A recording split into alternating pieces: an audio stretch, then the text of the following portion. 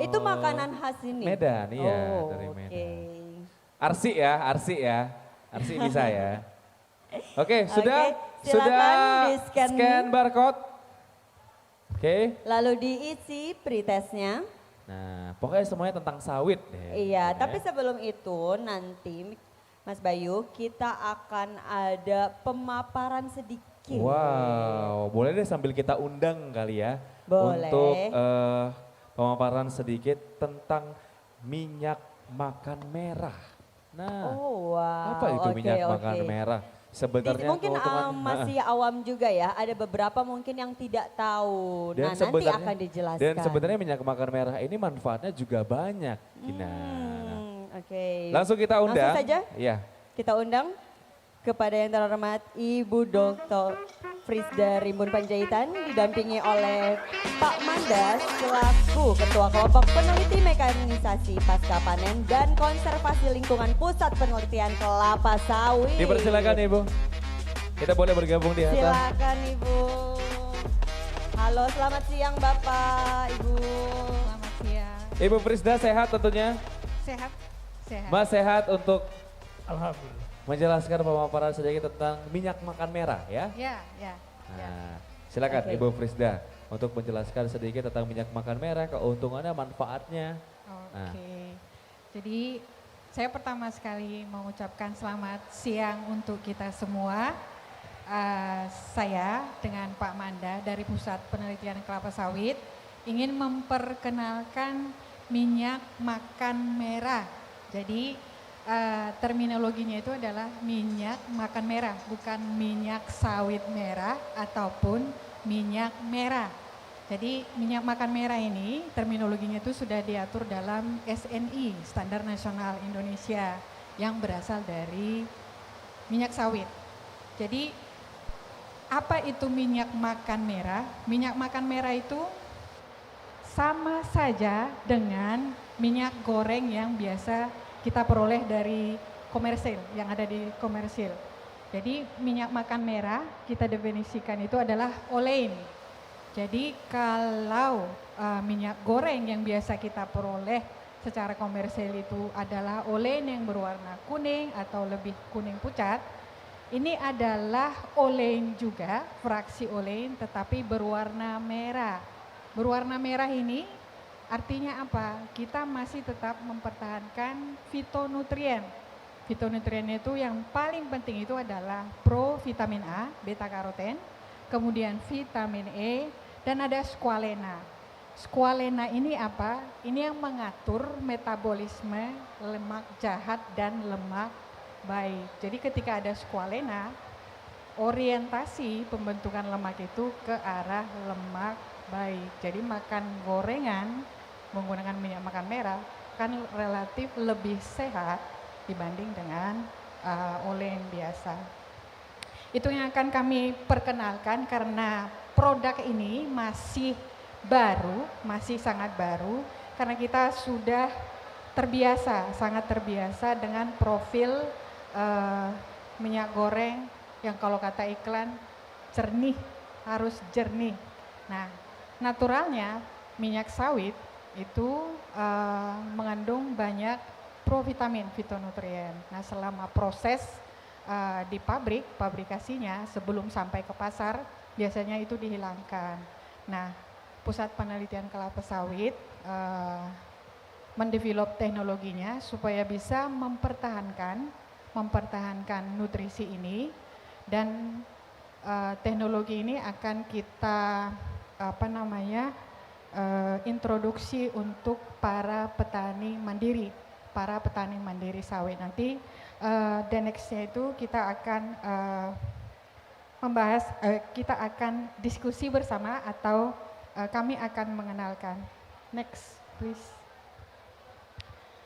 Nah, kalau bicara minyak makan merah, apa yang perlu kita awal harus pahami? Naturalnya atau diberikannya minyak sawit itu secara bawaan begitu tumbuh ketika dipanen dia mempunyai fitonutrien, vitamin E, ada fitosterol, dan ada juga fitonutrien yang lain, ada squalena. Nah, fitonutrien ini ketika masuk ke pabrik untuk dijadikan minyak goreng, itu biasanya dihilangkan pada proses pemucatan dan deodorisasi. Nah, Pusat Penelitian Kelapa Sawit akhirnya kita mendevelop satu teknologi yang nantinya ketika minyak sawit yang kaya dengan fitonutrien ini ketika dijadikan menjadi alternatif atau pilihan lain selain minyak goreng yang ada sekarang, kita menciptakan teknologi yang merekonfigurasi. Rekonfigurasi ini diarahkan untuk mempertahankan kualitas nutrisi yang ada sejak semula sudah ada di dalam minyak sawit. Next please. Ini adalah minyak makan merah. Jadi ini masih dalam bentuk prototype. Nanti ketika sudah bentuk komersil sudah ada seperti di depan ini. Next please. Kenapa harus ada urgensi? Jadi pabrikasi atau komersialisasi minyak makan merah harus urgent. Kenapa? Yang pertama itu adalah komposisi fitonutrien yang tentunya akan dapat memperbaiki nutrisi, terutama nutrisi pada 1000 hari pertama untuk anak-anak. Ini memang kita arahkan ke situ untuk kita bisa mengasup nutrisi, pembantu nutrisi dari makanan lain yang bisa meningkatkan kesehatan dari anak. Jadi ada kemerdekaan kedaulatan pangan. Ini juga kami arahkan sekarang untuk pendamping stunting, penyelesaian stunting karena kaya dengan vitamin A. Kemudian akan menjadi alternatif minyak goreng sehat. Kemudian yang menjadi urgensi itu adalah bahwa minyak makan merah ini multifungsi. Jadi tidak hanya digunakan untuk menggoreng, langsung dikonsumsi juga bisa. Jadi sesuai dengan hasil riset kita praklinis yang ada di laboratorium, sekira 1 bulan pemakaian minyak makan merah dikonsumsi langsung itu bisa menurunkan 30-40% kolesterol jahat. Kemudian yang paling penting adalah karena memang teknologi minyak makan merah ini didedikasikan untuk petani sawit mandiri. Petani sawit mandiri adalah menjaga stabilitas harga TBS. Jadi nantinya dalam konsep yang dibuat oleh Kementerian Kemenkop UKM itu adalah bahwa petani mandiri itu yang memiliki 1000 hektar mereka akan mendapat hibah pabrik minyak makan merah kapasitas 10 ton per hari. Nah, bahan bakunya itu disuplai dari petani mandiri tadi yang setelah menerima hibah tersebut. Nah, di sini harga TBS tidak akan dinilai di depan, tetapi harga TBS itu dinilai dari produk minyak makan sawit karena sepetani itu mempunyai TBS-nya di konsep titip olah dengan apakah BUMN ataupun perusahaan swasta, kemudian langsung masuk ke pabrik minyak makan merah dan mereka akan menjual minyak makan merah. Jadi konsep ini dilakukan supaya memang harga TBS itu bisa survive, jadi tidak ada turun naik tetapi ada bergaining daripada petani kecil. Next please. Apa yang membedakan minyak makan merah dan minyak goreng komersil? Jadi kita bisa lihat di sini pada awalnya naturnya CPO yang diperoleh dari TBS tadi warna merah. Kalau di industri komersil ini akan dihilangkan sehingga dia akan cenderung kuning atau kuning pucat. Tetapi ketika menggunakan teknologi yang kita developing sekarang, itu dia warna merah tetap ada, tetapi fungsi fraksi bahwa dia minyak goreng dan dia adalah olein, karena minyak goreng itu adalah definisinya olein, tetap kita pertahankan. Jadi tidak ada hal yang berubah itu hanya warna karena mempertahankan fitonutrien. Next please. Ini adalah SNI yang mengatur sehingga tadi karena ini adalah sosialisasi, jadi kita tetap menekankan bahwa minyak goreng alternatif ini namanya adalah minyak makan merah, yang nama komersilnya adalah minyak merah. Karena ini akan sebentar lagi akan komersil, kita hanya menunggu peresmian pabriknya, nanti akan ada penentuan harganya berapa sehingga dia bisa masuk ke komersil. Jadi dikatakan di situ sama persis bahwa dia adalah Olein, yang komersil juga Olein, ini komersil juga tetapi berwarna merah, tetapi kita masih mempertahankan nutrisinya. Next please. Ini adalah karakternya dan ini akan menjadi pembeda, ini adalah awareness kita terhadap kualitas minyak makan merah yang sudah ditetapkan di standar SNI, Standar Nasional Indonesia, bahwa warnanya adalah merah dengan color merah dan kuning itu 10. Jadi yang paling penting di sini adalah IV56.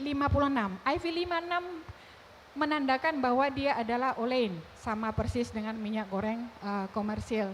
Kita bisa lihat di sini, ini berbagai minyak nabati, tetapi yang paling ujung itu adalah minyak makan merah. Yang nomor 2 paling ujung adalah Carotino, ini produk dari Malaysia. Ini menandakan bahwa kandungan nutrisi alami dari sawit Indonesia itu masih jauh kualitasnya dibanding dengan Malaysia. Next please. Nah ini beberapa produk yang secara komersil ini menggunakan teknologi dari Eropa, menggunakan teknologi dari Amerika, harganya akan seperti ini, sangat mahal. Tetapi karena ini minyak ini dalam golongan level derivatif dari industrialisasi atau hilirisasi minyak sawit, ini termasuk specialty fat. Makanya karena specialty fat dia akan berharga yang sangat tinggi. Kalau kita bisa melihat di sini untuk yang produk yang paling bawah sebelah kiri, ini dipasarkan, sebenarnya ini dipasarkan di Filipina tetapi diproduksi di Indonesia. Pabriknya ini ada di Pulau Sumatera. Tapi karena memang habit kita belum ke coloring frying oil, kita masih yang berorientasi ke minyak goreng yang jernih. Jadi ini belum belum familiar. Tetapi kalau sudah di luar negeri sudah sangat familiar, harganya itu per liter sekitar 132.000. Sekitar 132.000. Tetapi untuk minyak makan merah yang kita bawa sekarang, dan ini adalah hasil pabrikasi yang didanai oleh BPDPKS, tidak akan berharga seperti itu. Next. Ini sebagai pembanding saja, jadi awareness kita bahwa minyak makan merah itu yang mana, minyak sawit merah yang mana, minyak merah yang mana. Jadi ini ada beberapa perbedaan. Next please. Saya juga akan menjelaskan bahwa karena ini ada nantinya bisnis ini akan ada di Koperasi Petani Sawit Mandiri, maka konsep panen, jadi konsep panen ini sangat penting, ini yang akan kita juga bantu nantinya ketika karena pilotingnya sekarang ada 3, jadi dari 12 yang sudah ditetapkan dan sudah terpilih profiling PK koperasi mandiri yang diprofiling, 3 koperasi itu kita akan bangunkan dan 1 sudah selesai di Pagar Merbau, kapasitas 10 ton, 2 lagi akan kita selesaikan di tahun 2024, itu akan merubah konsep good agriculture. Jadi kita lebih bisa mengupgrade petani kecil bagaimana mengelola pertanian mereka sehingga memang bisa kompetitif atau standar seperti perusahaan-perusahaan besar. Selanjutnya kolega saya Pak Manda akan melanjutkan. Ya, tadi sudah dijelaskan panjang oleh Bu Frisda tentang minyak makan merah itu apa, kemudian semangatnya itu, landasan semangatnya itu apa. Sekarang kita bahas tentang teknisnya minyak makan merah itu seperti apa. Minyak makan merah tadi sudah dijelaskan oleh Bu Frisda di depan bahwa titik pembeda produksinya dengan minyak goreng komersil sekarang adalah kondisi prosesnya yang dibuat sesederhana mungkin, namun masih memiliki kualitas yang sama seperti minyak goreng komersil. Nilai tambahnya adalah nutrisinya masih terjaga. Nah, kalau tadi di komersil itu, di minyak goreng komersil itu ada bleaching, pemucatan, kemudian ada deodorisasi, penghilangan bau pada suhu tinggi, maka di produksi minyak makan merah kita hanya menggunakan 2 proses utama saja, yaitu soft refinery dan fraksinasi dan soft refinery. Nah, di fraksinasi kita menghilangkan fraksi padatannya, karena kita nggak mau ada lemak-lemak padatnya itu, biar kita kurangi, kita hilangkan. Kemudian di soft refinery kita memperbaiki kualitas rasa dan aroma, yang mana kalau di minyak goreng komersil itu terjadi dengan dilakukannya bleaching dan deodorisasi, tapi kita tidak lakukan itu. Demi apa? Demi menjaga nutrisi alami sawit tetap terjaga di dalamnya. Nah, jika minyak makan merah yang dihasilkan, kalau kita proses lebih lanjut di PPKS, kita sudah melakukan penelitian untuk menghasilkan high oleic, low palmitic, red palm oil, yang mana ini merupakan turunan dari minyak makan merah yang berpotensi sebagai anti stunting. Nah, sementara produk-produk sampingannya dari proses pembuatan minyak makan merah, itu ada stearin dan flaky soap ini masih nutrisinya tinggi. Yang mana stearin itu bisa dijual kembali oleh koperasi ataupun masuk ke industri-industri lainnya, seperti industri minyak padat atau industri-industri turunan sawit lainnya. Sementara flaky soap ini bisa digunakan pada industri sabun ataupun turunan-turunan self care lainnya. Lanjut. Nah, jadi tadi seperti yang saya highlight bahwa yang menjadi titik kritisnya dari produksi minyak makan merah adalah suhunya kita jaga tidak lebih dari 70 derajat Celcius. Maka dari itu nutrisinya masih bisa terjaga. Bagaimana dengan minyak goreng komersil? Minyak goreng komersil suhu proses bisa mencapai 200-an derajat Celcius. Itu sangat memporak-porandakan nutrisi alami sawit. Padahal Tuhan udah ciptakan di dalam minyak sawit itu nutrisinya luar biasa kaya gitu. Di minyak goreng komersil itu hilang, mayoritasnya hilang. Next.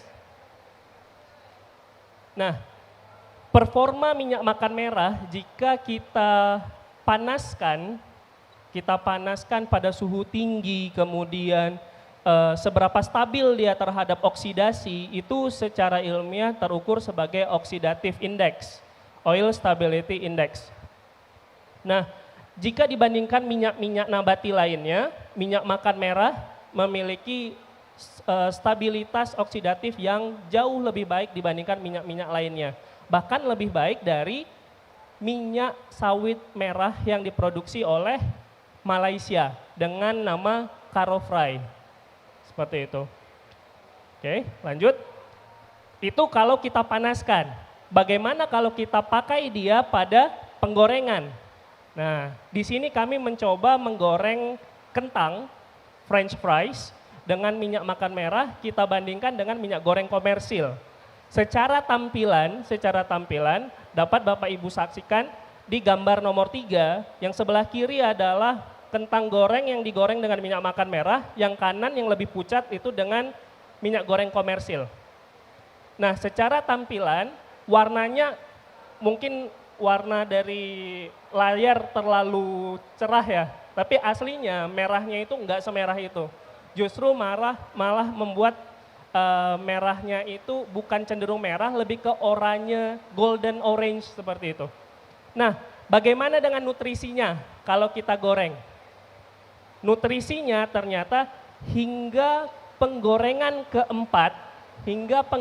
keempat, karoten atau provitamin A tadi masih bisa terjaga hingga 56%-nya. Sementara hingga gorengan ke-7 dia masih bisa terjaga 27%-nya. 7 kali penggorengan Bapak Ibu sekalian. Sementara total vitamin E dapat bertahan hingga 46% pada penggorengan ke-7. Kalau kita lihat tampilan minyak hasil gorengannya setelah digoreng, minyaknya setelah dipakai 7 kali penggorengan, di gambar paling kanan itu dari paling kiri sampai ke paling kanan itu dari sebelum digoreng sampai yang setelah penggorengan ke-7. Jadi hingga penggorengan ke-7 warnanya masih merah. Itu menunjukkan bahwa nutrisinya masih ada di dalamnya. Nah, kalau minyak goreng komersil berapa kali pakainya? Mungkin chef-chef berapa kali pakai biasanya? Disarankan kalau di kuliner. 2 kali, 3 kali? 3 kali. Let's say 3 kali sudah hitam dia ya chef ya. Nah sementara minyak makan merah hingga 7 kali penggorengan warnanya masih oke sekali. Bahkan kalau kita lanjutkan warnanya malah jadi kayak minyak goreng biasa. Minyak goreng komersil baru kemudian berubah menjadi minyak jelantah hitam dia. Jadi pengulangannya bisa berkali-kali lipat. Menghemat loh, ibu-ibu pasti seneng. Konsumsi minyak goreng nggak terlalu banyak gitu. Oke, next. Nah, pada tahun lalu holding PT PN 3 bekerja sama dengan USU telah melakukan uji pasar ke masyarakat. Uji penilaian masyarakat terhadap minyak makan merah, terhadap makanan yang digoreng.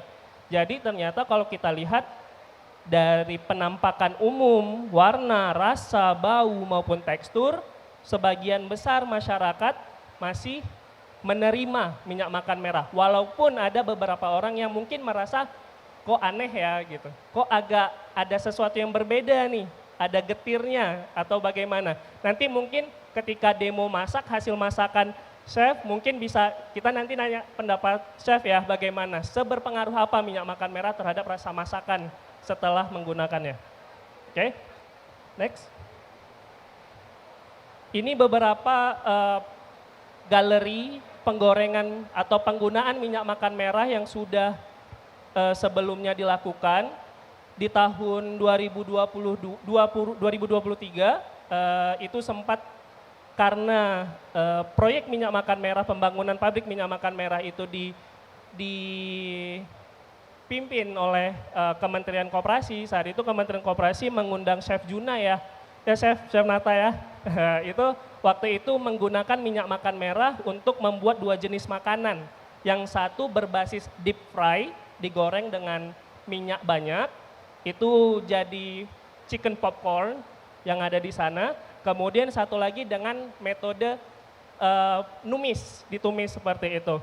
Nah dan ternyata menurut Chef Juna saat itu, minyak makan merah tidak mempengaruhi rasa masakan. Katanya seperti itu. Sementara ini tampilan pempek ya, pempek kan warnanya putih itu. Kalau digoreng dengan minyak makan merah warnanya bagaimana? Ternyata warnanya jadi golden malahan.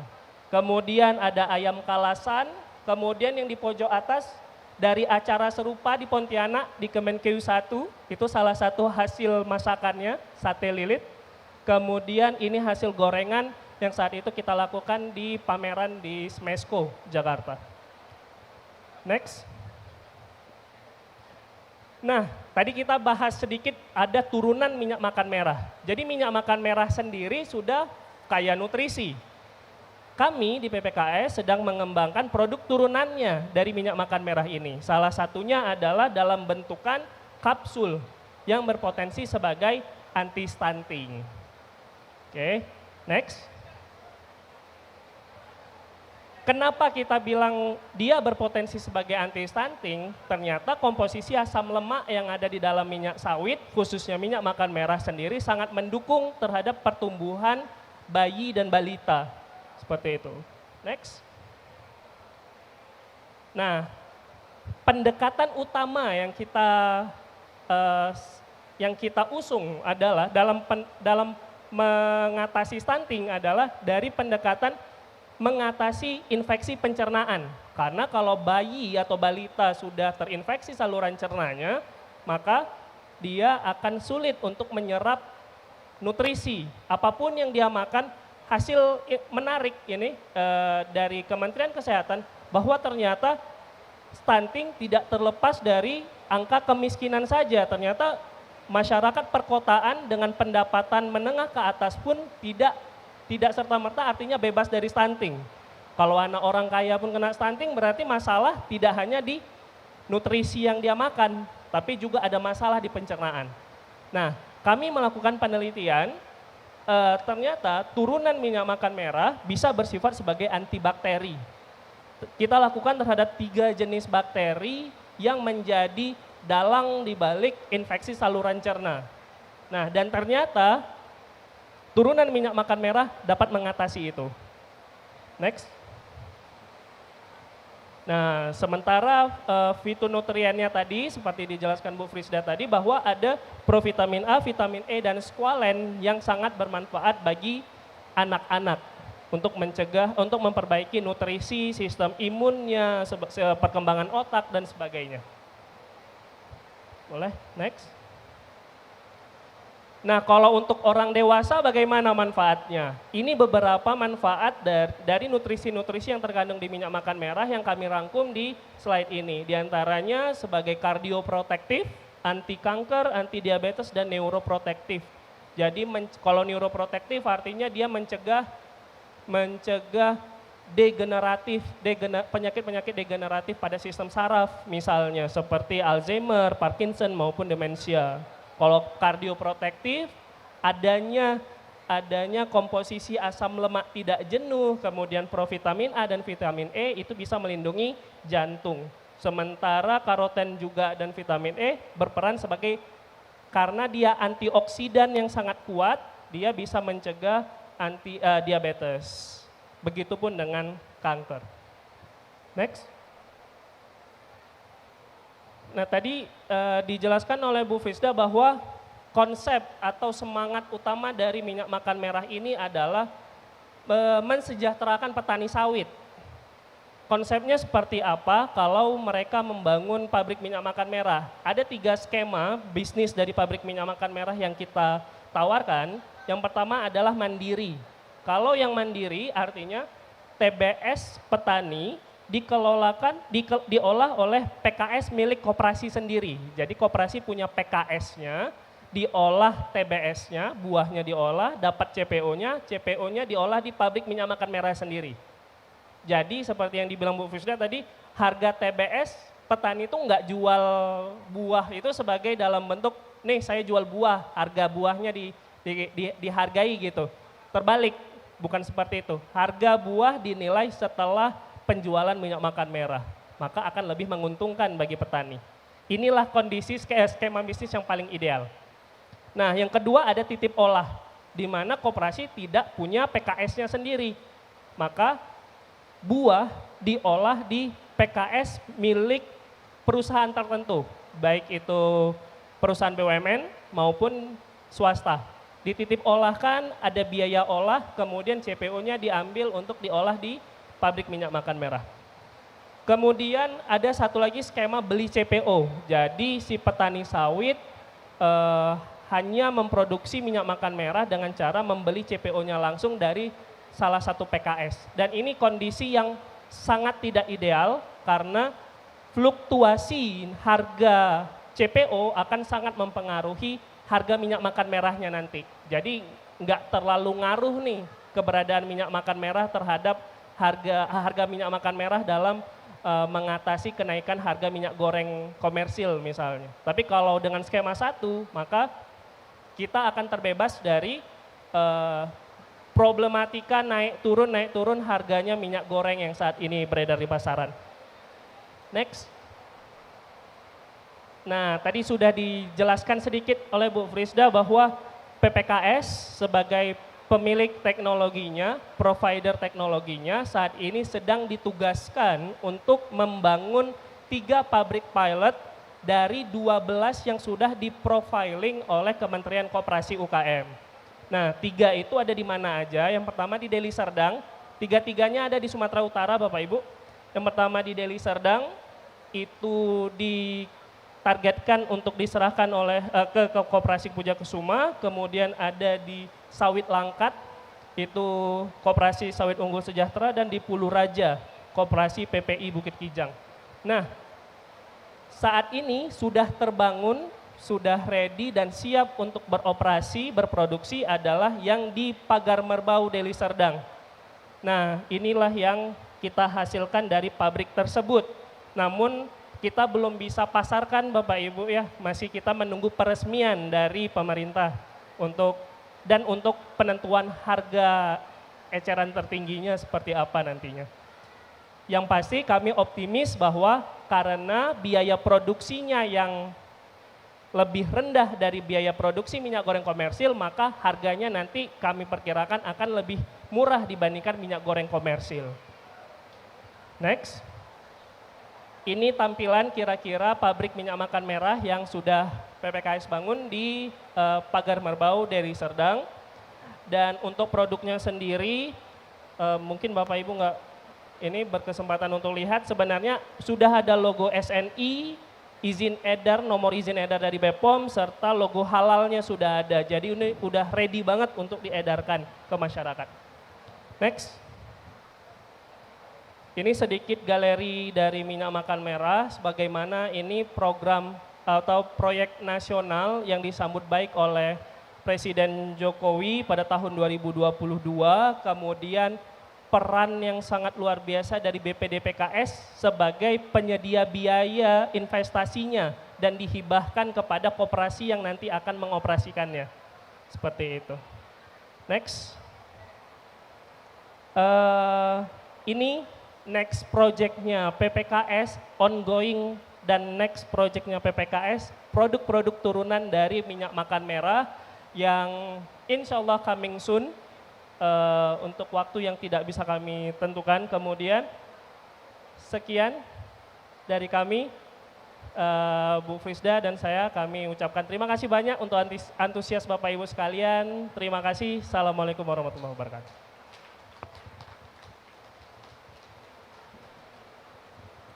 Ya, boleh tepuk tangan sekali lagi untuk Mas Manda dan Ibu Frisda. Terima kasih banyak Mas dan Ibu atas Boleh kita bergabung ke pemaparannya. tengah? Ibu Frisda dan juga Mas Manda, ini luar biasa sekali loh pemaparannya ya. Ya, pemaparan tentang minyak makan merah tadi ya. Boleh nanti aku di rumah dicoba ya Ibu ya dan Mas ya. Oke, sekarang kita buka sesi penanya. Ada yang mau bertanya? Kita buka dulu untuk 4 penanya ya. Boleh. 4 penanya ya. Boleh. Ada yang mau bertanya? Silakan nama dan pertanyaannya. Cek. Assalamualaikum warahmatullahi wabarakatuh. Waalaikumsalam warahmatullahi wabarakatuh. Perkenalkan, nama saya Dewi dari Kanwil DJPB Sumatera Utara. Izin bertanya, tadi saya sempat merasa kagum ya ketika ada kandungan minyak makan merah ini bisa mengatasi stunting dan juga bisa berfungsi untuk pembentukan dan perkembangan otak bagi anak gitu ya.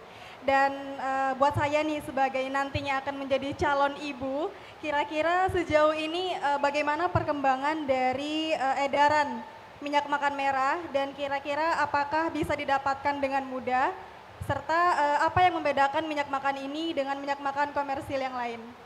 Ya, berkaitan dengan stunting dan juga perkembangan otak dan anak gitu. Itu saja, terima kasih. Wassalamualaikum warahmatullahi wabarakatuh. Waalaikumsalam warahmatullahi wabarakatuh. Terima kasih Mbak Dewi, ini berkaitan dengan stunting. Bagaimana dengan perkembangan penjualan mungkin ya untuk minyak makan merah. Boleh dijawab langsung? Boleh. Terima kasih Mbak untuk pertanyaannya.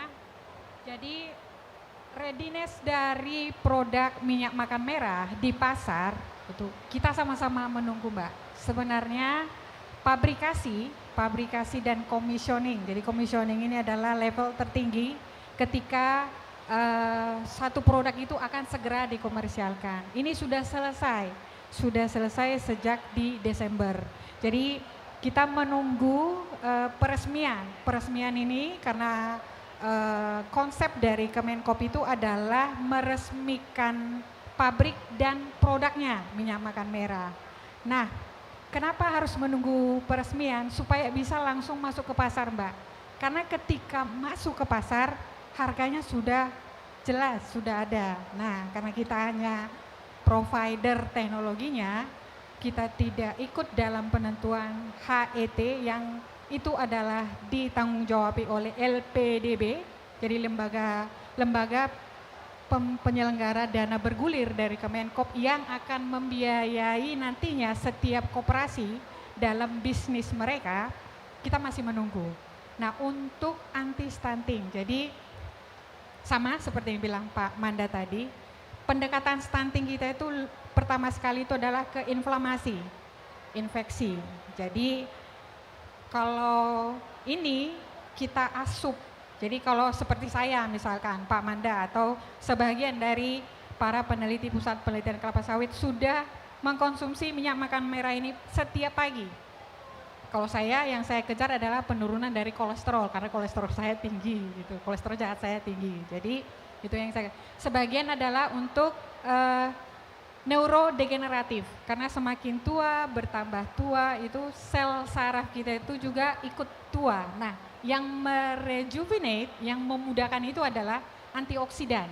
Antioksidan itu yang paling tinggi itu adalah tokotrienol, dan tokotrienol itu hanya dimiliki oleh minyak sawit. Kalau dunia menerjemahkan vitamin E adalah tocopherol, ini adalah tokotrienol. Jadi dia 40 kali lebih powerful. Kenapa kita sarankan untuk anak-anak?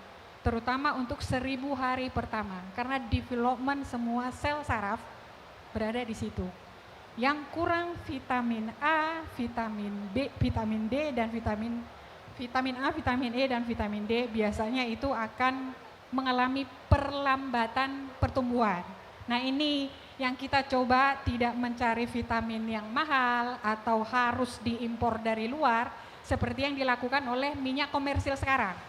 Jadi minyak sawit yang merah kaya dengan provitamin dan fitonutrien ini akan dipucatkan, artinya dibuang, disingkirkan. Tetapi setelah end dari produk, mereka akan mengayakan lagi dengan apa? Vitamin A. Vitamin A itu diimpor dari luar. Kita menghabiskan menurut statistik itu hampir 2-3 triliun per tahun untuk mengadakan vitamin A yang akan diperkaya ke minyak goreng. Nah, kalau ada yang murah dari source tanah kita sendiri gitu, kenapa kita harus mencari yang mahal? Nah, ini yang kita coba, khasanah naturnya Indonesia dan mengenalkan kembali sawit itu merah gitu. Sawit itu bukan kuning pucat, karena memang branding dari awal kita harus mengikuti minyak soybean oil yang kuning pucat atau minyak kelapa yang tidak berwarna, oriented kita jadi ke sana. Tetapi kita mengembalikan, kita negara penghasil minyak sawit yang terbesar di dunia, ya kita bisa ini sehingga harga bisa turun, ketika mau sehat pun tidak perlu membayar lebih mahal karena memang sudah tersedia di negara kita sendiri. Kira-kira seperti itu Mbak, makasih. Luar biasa sekali.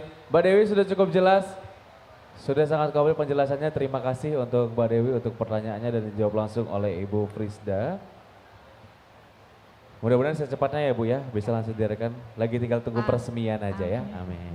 Selanjutnya Baik, ada lagi yang mau bertanya? Kita buka pertanyaan lagi, Silakan. boleh. Silakan Bapak. Terima kasih. Bagi kami ini adalah hal-hal yang baru yang belum pernah kita dengar sebelumnya ya. Jadi kami terima kasih menerima presentasi tadi. Ada beberapa pertanyaan dari saya. Yang pertama, salah satu dan satu-satunya bahan untuk memproduksi minyak merah ini adalah kelapa sawit ya, TBS. Dan pertanyaan saya, apakah seluruh jenis TBS nama yang bisa dibuat minyak merah atau hanya jenis tertentu saja? Itu yang pertama. Yang kedua, tadi disampaikan di akhir presentasi bahwa pabrik kelapa sawit untuk produk minyak merah ini didanai oleh BPD PKS yang kemudian apabila petani sudah siap maka akan diserahkan kepada koperasi. Pertanyaan saya dengan teman-teman yang berada dari Direktorat Jenderal Kekayaan Negara, pengertian kami bahwa pendanaan itu berasal dari negara, sehingga status pabrik tadi adalah barang milik negara. Nah, nanti apakah statusnya ini hibah atau bagaimana? Kemudian tentu pengelolaan selanjutnya barangkali pihak koperasi juga belum siap. Apakah ini juga ada asistensi dari BPD-PKS dalam rangka menjaga eksistensi bisnis? Karena saya lihat ini merupakan proses yang begitu panjang, dari penanaman benih, kemudian panen, kemudian masuk ke kemudian proses di sana akhirnya ada produk minyak merah, dan ini harus dipasarkan. Ini proses yang begitu panjang. Apakah koperasi kita siap dengan kemandiriannya?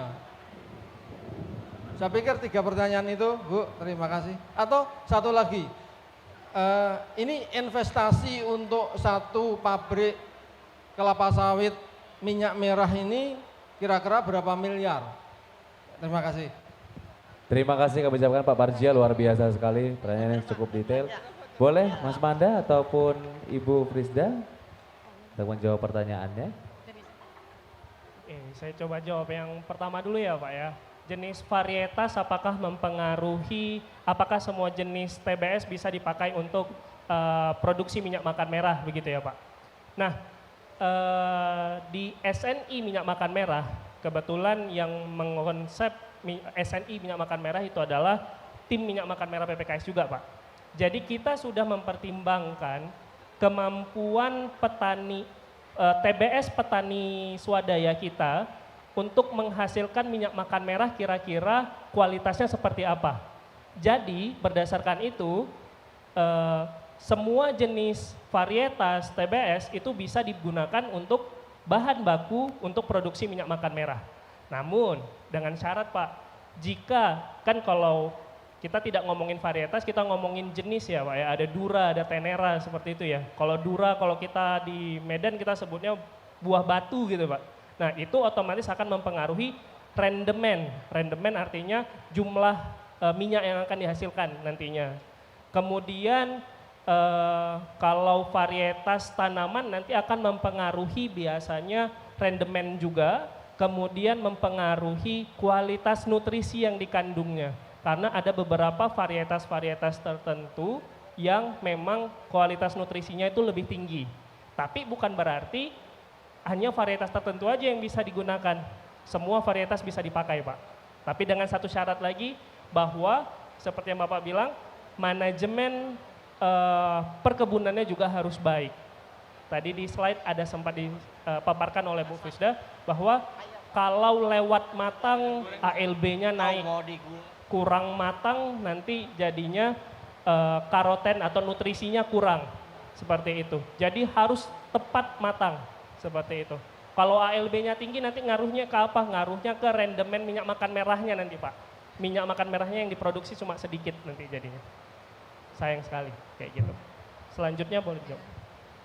Ya Pak, jadi pertanyaan Bapak ketika kita membidani, bukan cuma PPKS Pak, jadi ada sekira 12 stakeholder dari berbagai lintas kementerian Pak yang mengerjakan ini, gitu. Memang kopral yang paling rendah di stakeholder itu adalah Pusat Penelitian Kelapa Sawit selaku yang punya teknologi. Nah, pertanyaan pada waktu itu memang dari Pak Kemenko pada waktu itu, apakah koperasi akan sanggup mengelola bisnis ini? Jadi Pak, proyek ini digawangi oleh Kementerian Koperasi. Tepatnya itu berada di Deputi Pembaruan Perkoperasian. Artinya apa? Kemenkop itu hadir sebagai penguatan lembaga ketika level koperasi itu dinaikkan dari koperasi biasa menjadi korporasi kecil tetapi koperasi.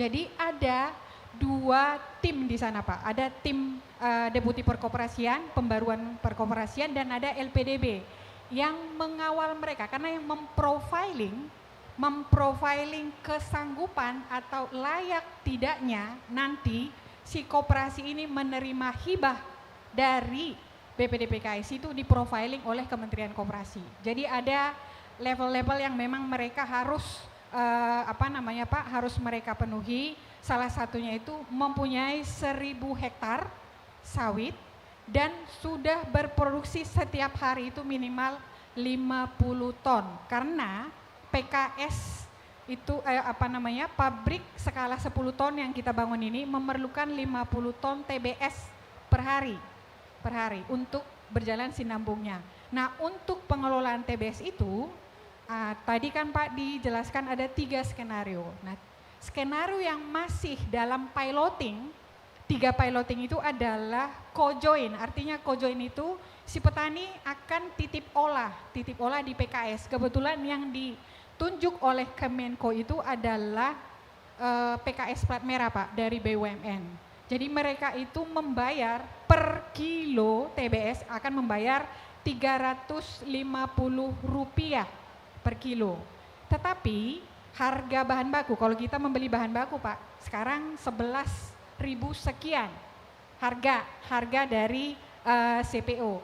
Tapi ketika mereka titip olah, mungkin harga menjadi CPO itu paling maksimal itu adalah 7.000. Jadi masih ada gap nanti keuntungan yang akan dihitung dari TBS menjadi minyak makan merah. Nah, apakah mereka akan bisa mengelola ini Pak?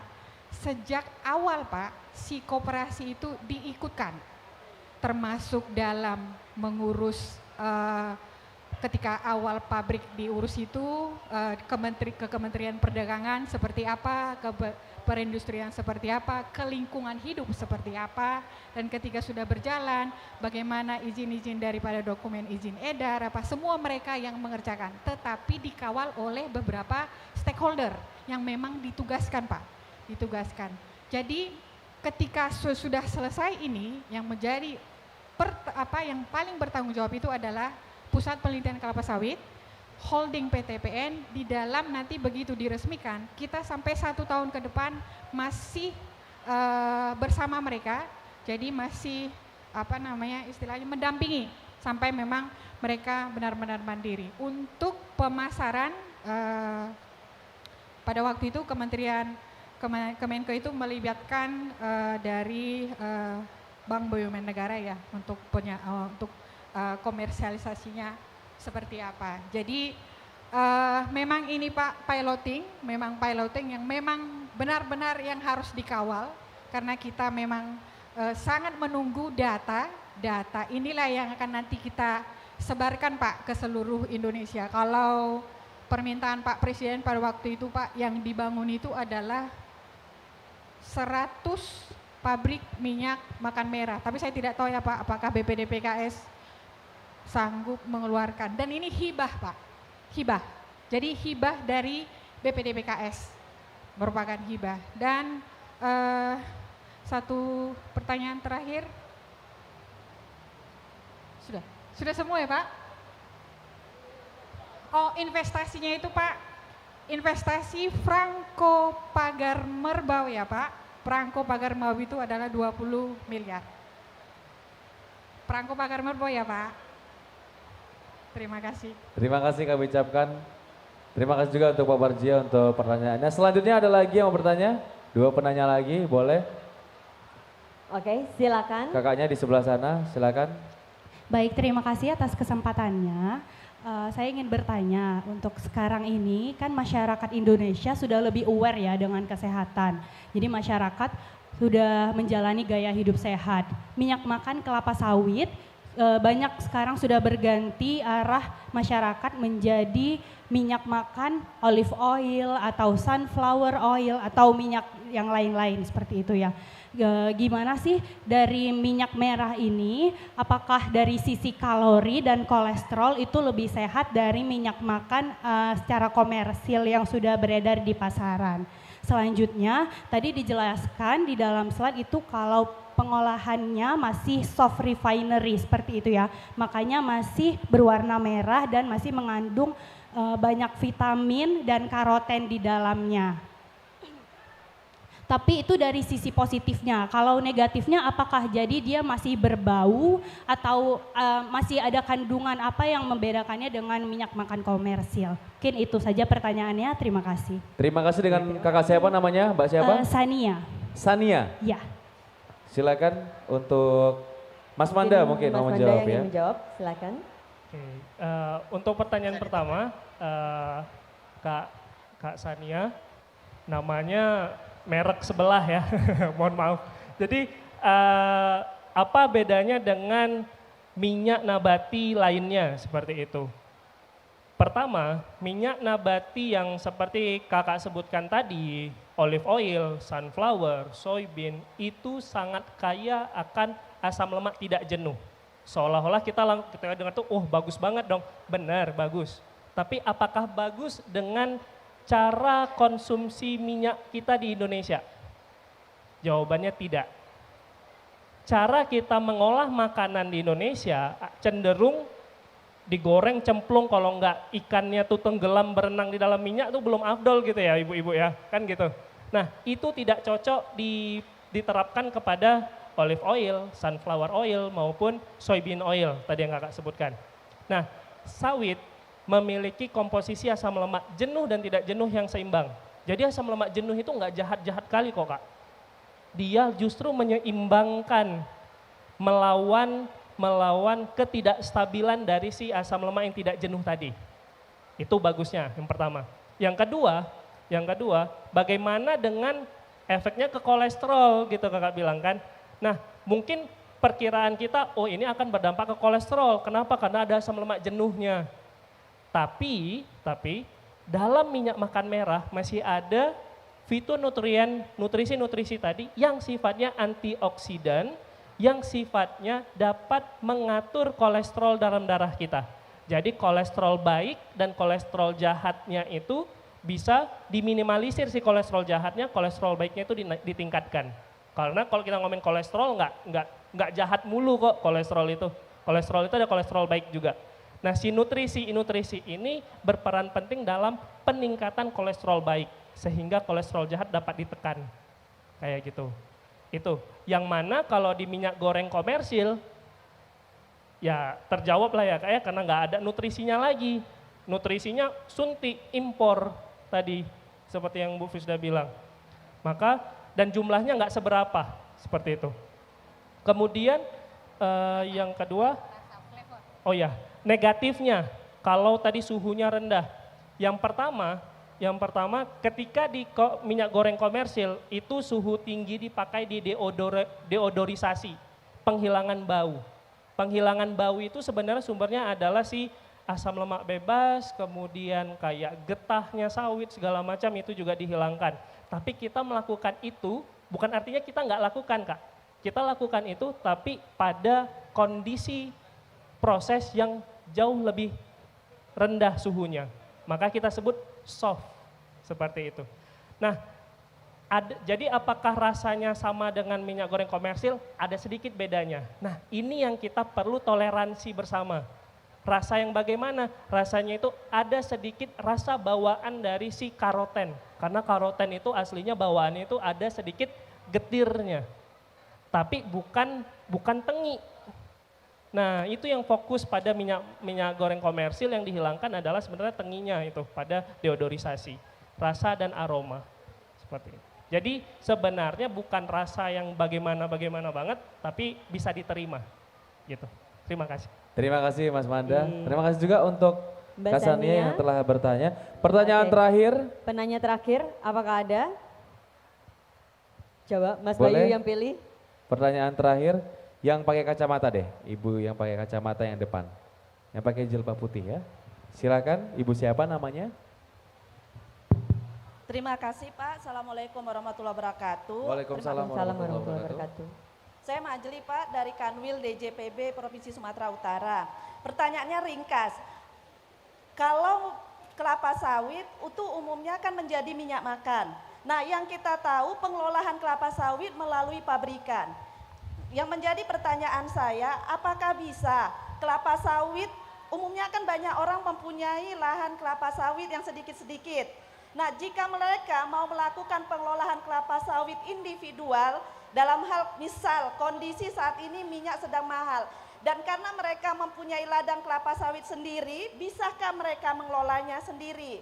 Dan jikalau bisa, bagaimana caranya agar kualitas hasil pengolahannya itu sangat baik atau setidak-tidaknya baik?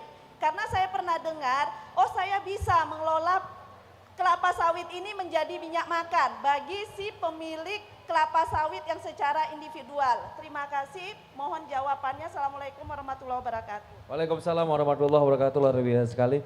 Ini untuk yang individual, terus yang untuk perseorangan mungkin ya, yang ingin membuat minyak makan sawit ini. Silakan sama Mas Manda atau Ibu Frisda.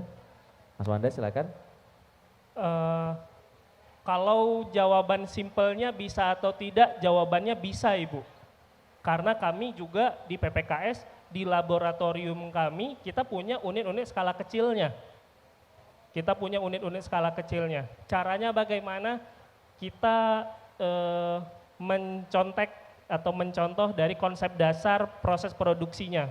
Jadi untuk menjadi minyak makan merah, pertama buahnya harus diubah dulu ke CPO, Bu. Dari CPO baru ke minyak makan merah. Dari buah ke CPO ya harus direbus dulu.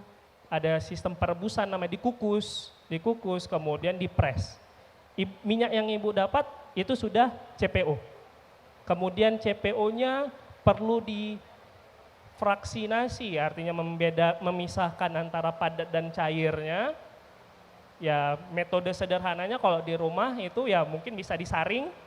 Kemudian nanti si yang cairnya itu baru masuk ke soft refinery menggunakan beberapa zat tambah atau zat penolong, kita sebutnya, untuk ngikat yang nggak kita inginkan, kayak getah atau kemudian untuk menghilangkan asam lemak bebas yang bikin tengi, kayak gitu Bu. Berarti apakah doable untuk dilakukan di rumah? Jawabannya bisa. Namun masalahnya adalah di rendemen. Makin kecil skala produksi, biasanya rendemen makin sedikit. Artinya minyak yang Ibu peroleh akan lebih sedikit. Maka kalau solusinya adalah kalau punya lahan sawitnya kecil-kecil kayak gitu ya Bu, misalnya 1 hektar, 2 hektar, kan banyak gitu kita di Sumut ya Bu ya. Nah itu bergabung ke koperasi. Nah itu tadi, makanya pendekatannya adalah koperasi. Koperasi petani sawit yang kami maksud di sini adalah sebenarnya mereka punya lahan sawit itu nggak gede-gede banget Bu. Cuma ketika mereka bersatu, berapa anggotanya bisa membangun 1 unit produksi dengan skala 10 ton per hari tadi. Seperti itu Bu. Semoga menjawab. Terima kasih, luar biasa. Oke. Dan solusi selanjutnya adalah menambah hektarnya ya lahan. Terima kasih Mas Manda. Tadi sudah kan 4 penanya, 4 penanya. ya Gina. Nah sekarang gantian Mas Manda kalau atau tidak Ibu Frisda yang memberikan 1 pertanyaan, nanti boleh Boleh, Bapak Ibu yang pertanyaan menjawab. singkat yang bisa dijawab sama peserta yang hadir Iya. hari ini.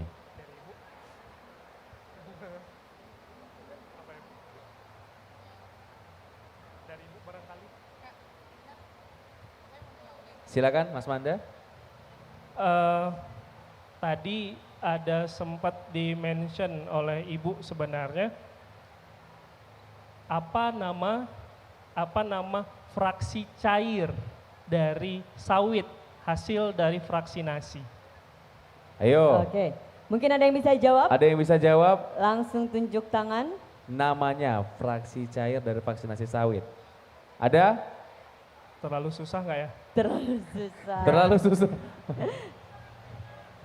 Sudah ada di depan kita sekarang. Udah ada loh di depan, Sudah iya, ada. sudah ada di depan kita ya. Ada yang bisa jawab? Ada yang bisa Oh, jawab? Oke, Bapak silakan.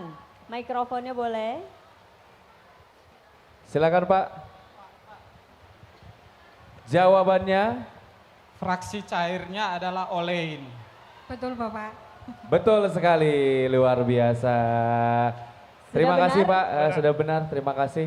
akan diberikan voucher. Dapat Nah. voucher yang bisa ditukarkan langsung di stand UKMK belakang ya Mas Bayu. Dan kuponnya itu berlaku hanya hari ini ya. Jadi kupon yang diberikan hari ini hanya berlaku hari ini, nggak berlaku untuk esok hari. Terima kasih. Untuk Ibu Prisda dan juga Mas Manda, closing statement ada yang mau disampaikan terakhir sedikit aja untuk para peserta dan juga untuk acara kita hari ini, silakan. Ya. Jadi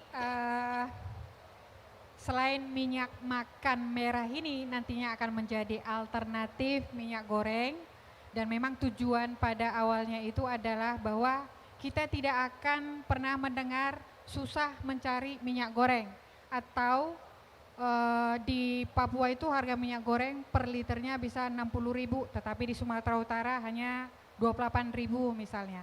Jadi kita memang membuat produk minyak makan merah ini dengan teknologinya itu adalah untuk menjawab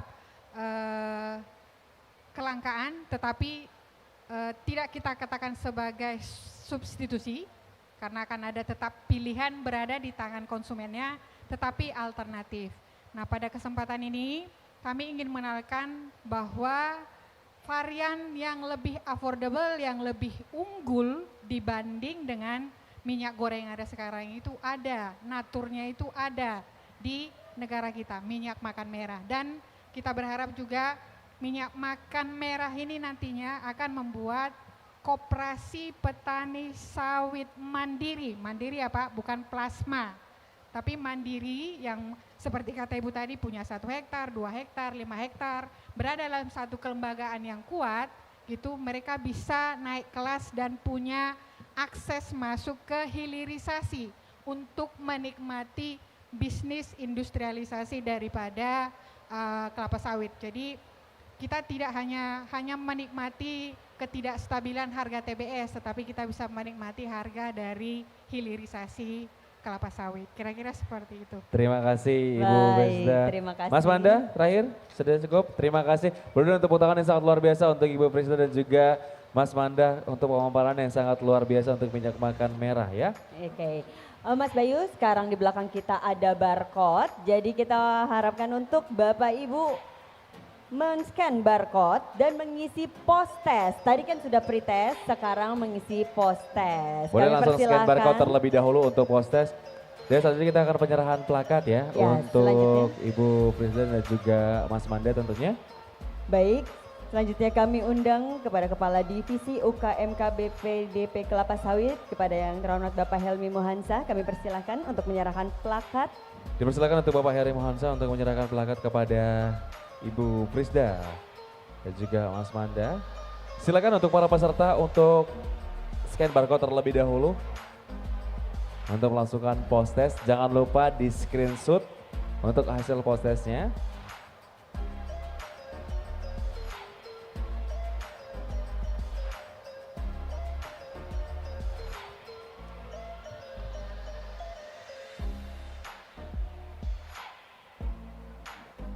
Ya, selanjutnya kami persilahkan Pak Helmi untuk memberikan plakat kepada Mas Manda.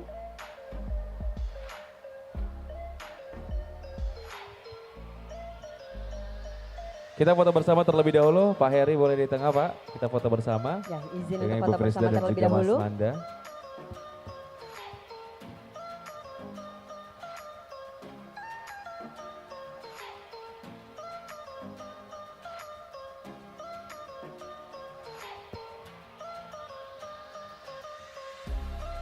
Baik. Terima kasih kami Terima ucapkan kepada kasih Bapak Heri banyak. Mohansa, Ibu Prisda dan juga juga Mas Mas Manda Manda. untuk pemaparan yang Terima sangat luar kasih. biasa. Terima kasih. Nah selanjutnya Gina, Oke, ini Mas yang Bayu. ditunggu-tunggu sama peserta. Apa ya. tuh? Sebelum kita mengikuti lomba Lomba masak masak? tentunya, Mm-mm. nanti akan ada demo masak terlebih Oh, dahulu. wow. Namun yang belum scan barcode bisa langsung scan barcode dulu. Nah untuk para